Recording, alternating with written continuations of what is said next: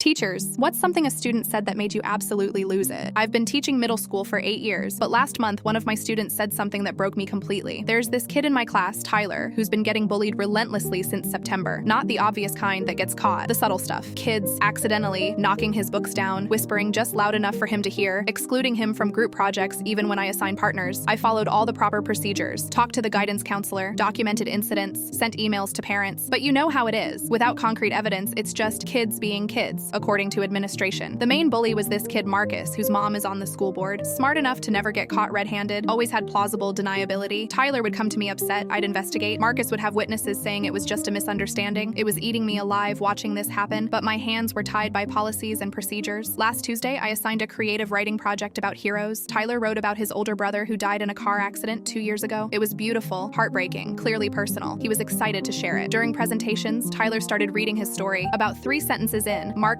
fake coughed, dead brother, loud enough for the whole class to hear. Kids started snickering. Tyler stopped reading, turned bright red, and just stood there shaking. I was about to intervene when Tyler looked directly at Marcus and said, in this quiet, steady voice, "My brother used to tell me that some people are so empty inside, they have to steal happiness from others just to feel alive. He said those people aren't mean because they're strong. They're mean because they're dying inside and they want everyone else to hurt too." The classroom went dead silent. Then Tyler turned to me and said, "Ms. Rodriguez, my brother also told me that grown-ups who watch bullies hurt kids and do nothing are just as empty inside as the bullies. He said the saddest thing in the world is when adults forget how to be brave." I completely lost it. Started crying right there in front of 30 kids because he was absolutely right. I'd been hiding behind procedures while watching a child suffer because I was too afraid to really fight for him. I walked over to Marcus, who was sitting there looking smug, and said loud enough for everyone to hear, "Pack your things. You're spending the rest of the week in the principal's office while I call your mother and explain why her son thinks making fun of dead family members is acceptable. You can't do that without proof," Marcus said, still cocky. "I have 30 witnesses who just heard you mock a grieving child. That's enough proof for me." I marched Marcus to the office myself and told the principal exactly what happened. When she started talking about proper procedures, I said, "A child just taught this entire school what moral courage looks like while every adult in this building hid behind paperwork. We're done with procedures." Marcus got suspended for a week. I assigned him a research project on empathy and grief when he returned. Tyler finished reading his story to a classroom full of kids who gave him a standing ovation, but the real change was me. Tyler was right. I'd forgotten how to be brave. Sometimes it takes a kid who's lost everything to remind you what actually matters. Tyler's brother would be proud. His little brother didn't just find his voice that day. He helped a whole classroom full of people remember theirs.